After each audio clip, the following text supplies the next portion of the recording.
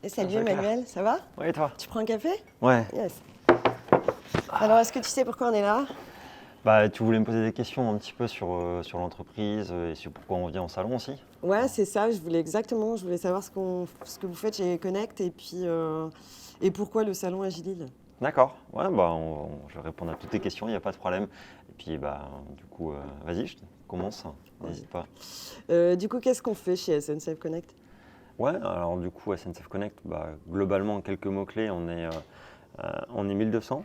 Même si on augmente sensiblement là dernièrement parce qu'on a des ambitions à plus de 300 internes déjà sur cette année. On recrute essentiellement sur du delivery parce qu'on a beaucoup de projets sur des projets delivery à la fois sur SNCF Connect, mais aussi sur beaucoup d'équipes et de projets qui sont pour la SNCF et pas directement pour l'application SNCF Connect. D'accord, vous avez des projets qui travaillent pour le groupe SNCF, c'est ça? Ouais, la boîte elle est répartie en deux parties. Il y a une partie de l'entreprise qui travaille vraiment pour l'application SNCF Connect, toute la partie marketing, commercial, com. Et il y a tout un autre pan de l'entreprise qui est axé sur du développement pour la SNCF. Donc on travaille avec des grosses entités, hein, donc SNCF Voyageurs, Gare et Connexion, SNCF Réseau, TER, Transilien, etc. Et on Ouais. fait plein de projets pour eux. La SNCF en grand. Voilà, tout le projet, enfin tout le groupe, il y a plein d'entités dedans et au final on a plein de projets pour eux, surtout des projets très stratégiques pour eux en général ou des projets sensibles en termes d'image ou de marque. Donc on va avoir les sites institutionnels mais on va avoir la plupart des applications qui sont centrales pour la SNCF. Et géographiquement, on est sur plusieurs sites, c'est ça? Ouais, on est à Lille, du coup, c'est aussi pour ça qu'on est là aujourd'hui. On est à Nantes et à Paris. Alors à Lille, on est encore assez peu.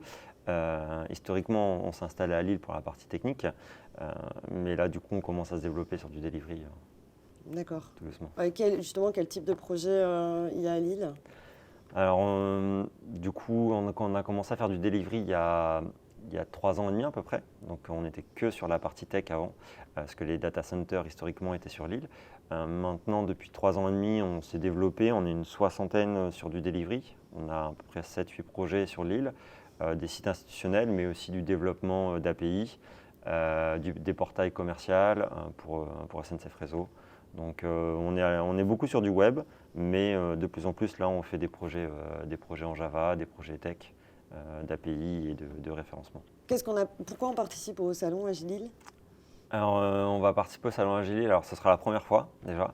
C'est vrai que d'habitude on avait des scrums, on avait des participants qui allaient au salon, mais on n'y était pas en tant que sponsor ou en tant que vrai participant. Là, on va être sponsor, effectivement, on va avoir un stand. On a pour objectif de développer un peu la communication aussi autour de SNCF Connect et de la marque employeur. Mais c'est surtout aussi pour montrer tout ce qu'on fait sur l'agilité.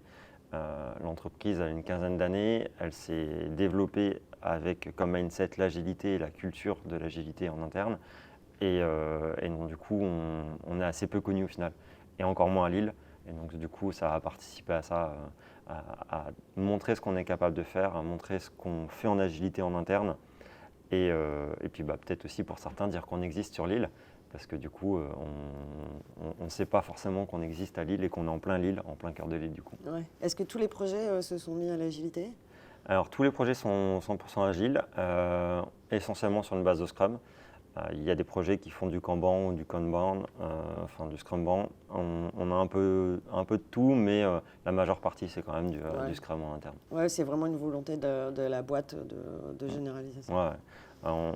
Depuis un moment en plus, hein, je pense. Depuis toujours, Ouais. Moi, depuis que clairement. je suis arrivé, on en a toujours fait, quoi. Ouais, depuis toujours, depuis que la boîte elle s'est créée, elle s'est créée d'abord pour faire de la distribution, de la billetterie pour voyageurs du coup. Ouais. Ça s'est créé comme ça.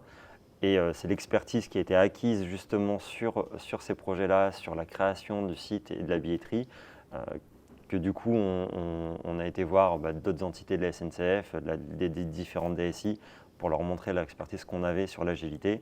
Et au fur et à mesure, du coup, on a récupéré pas mal de projets et on a de plus en plus pour participer à la transformation numérique de la SNCF et à prendre des projets stratégiques pour eux, pour les développer en agilité justement. Oui, c'est ça. On accompagne pas mal de métiers sur cette agilité Et on les forme aussi pas mal là-dessus. On les forme beaucoup sur l'agilité, parce que du coup, quand ils ne travaillent pas avec nous, la plupart du temps, c'est des projets en cycle en V, encore très MOA, MOE et centre de service, en mode forfait la plupart du temps. Et donc du coup, quand ils ont des projets où ils ont des engagements forts en termes de criticité souvent, ou en termes de délai, et du coup, ils nous contactent et là, on va fonctionner totalement autrement. On va monter une équipe dédiée, on va travailler avec eux, on va les accompagner sur l'agilité, sur la partie projet, sur la casquette de produits. Aussi, on va avoir beaucoup de choses à travailler avec eux là-dessus et après, on fait tous les développements. On a la particularité aussi de faire du bout en bout. Donc, on fait le build, le run, mais aussi l'infra, l'infogérance, le pilotage, le 24/7, l'astreinte. Voilà, on fait vraiment tout de bout en bout. Et c'est vrai que ça, c'est une vraie force pour la SNCF, de vraiment gérer tout de bout en bout, quoi. Ouais, puis je sais pas ce que tu en penses, mais je trouve que quand on arrive avec ce package-là, ça les rassure. C'est quelque chose qui sont assez. Ils ont envie d'apprendre aussi là-dessus et Ouais. ça les rassure en général. C'est vrai qu'on a cette chance-là aussi, en tout cas dans le groupe SNCF, maintenant d'être vraiment reconnus comme des experts de l'agilité. Et du coup, quand ils vont passer par nous, alors, autant ils n'ont pas forcément de vraies compétences en agilité, et donc du coup, mais ils le savent, et ils attendent justement à ce qu'on les accompagne là-dessus. Ouais. Donc on va venir, mais on va vraiment être écoutés. Ils attendent vraiment un accompagnement sur l'agilité et sur cette façon de travailler.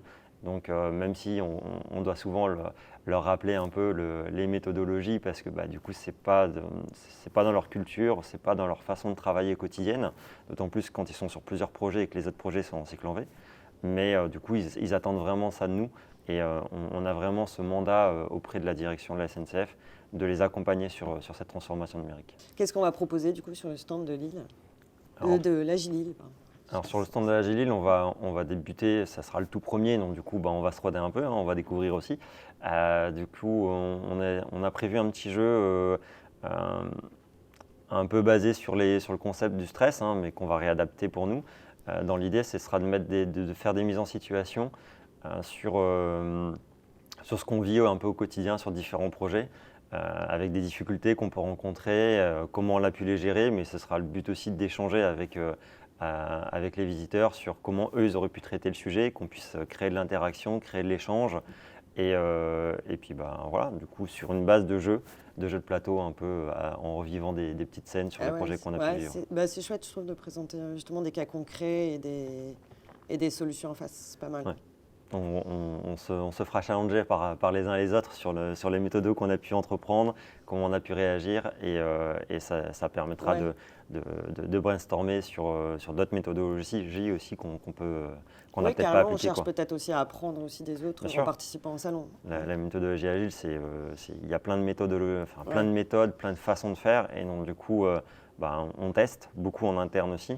Il y a beaucoup d'équipes qui testent des choses, qui refont des rétex en interne, dans les différentes communautés, que ce soit dans les communautés agiles, à l'échelle de l'entreprise ou à l'échelle de la factory, ou même là sur l'île, où on a une petite communauté aussi à la fois dev, scrum, etc. Et donc on échange beaucoup, que ce soit lors des codev ou de l'entraide. Et donc on essaye de réfléchir à différentes méthodologies ou façons d'appréhender les choses en interne. Mais c'est intéressant de s'ouvrir aussi en externe pour voir un peu comment les autres font, quoi. Ouais, l'agilité, c'est un gros outil, mais tu prends un peu ce qui te va bien et il n'y a pas une... C'est une base de travail. C'est vrai que du coup, le Scrum, c'est une bonne base, mais clairement, on va chercher des choses un peu partout ailleurs, que ce soit dans le safe, dans le lean, c'est assez plein de méthodologies différentes. C'est assez simple de tester des choses différentes. En général, une seule méthodologie, c'est pas suffisant. Et on a besoin d'aller piocher des choses un peu partout. Et surtout en fonction des cas et en fonction des projets. D'ailleurs, un projet va fonctionner de la même façon du début jusqu'à la fin. Il va justement expérimenter des choses différentes, se remettre en question à chaque fois. C'est ça aussi l'agilité. Mais non, en général, c'est vrai que entre le moment où on débute le projet et le moment où on avance, ça évolue vachement. On part sur une base pour démarrer, mais on est sur des sprints de 2 ou 3 semaines en général, et à chaque fois on se repose les bonnes questions, on réévalue, et ça évolue sensiblement effectivement entre le début, ou quand on refait un focus entre le sprint 0, le sprint 10 ou le sprint 15, ça a déjà pas mal bougé. Les ajustements on les fait au fur et à mesure. même en termes d'organisation, sur les rôles, sur les responsabilités, sur les délégations aussi. Voilà, c'est des choses qu'on se repose des questions Tu régulièrement. trouves que c'est bien perçu par les équipes? Est-ce que tu as un sentiment C'est bien perçu, c'est demandé. Après, très franchement aussi, on recrute des personnes qui ont des vraies appétences aussi sur l'agilité aussi. Même si elles ne sont pas expertes en agilité, en tout cas, il faut qu'elles aient l'envie et la volonté de faire de l'amélioration continue et de se reposer les questions régulièrement. Et cette démarche-là, elle est hyper importante, même si c'est des personnes qui ne sont pas expertes en agilité. Et donc du coup, ça, c'est plutôt bien perçu, c'est même demandé. Et on attend non pas que du Scrum à agir là-dessus, c'est vraiment toute l'équipe qui travaille là-dessus. Ouais. Peu importe qu'on soit dev, qu'on soit testeur ou qu'on soit Scrum, tout le monde a des bonnes idées. Et donc l'important, c'est qu'on échange et qu'on réfléchisse à comment on peut améliorer les choses à tous les niveaux, quoi. Ok. Écoute, j'espère que tu as pu apprendre plein de choses et puis que j'ai pu répondre à toutes tes questions en tout cas. Ouais, c'était super intéressant. Merci beaucoup. Bon cool. Écoute, n'hésite pas si besoin. En tout cas, je suis dispo et puis on n'est pas si loin, hein, donc du coup on peut se voir régulièrement. Je te laisse du coup. Je vais retourner à bosser un petit peu. Bonne journée. Salut.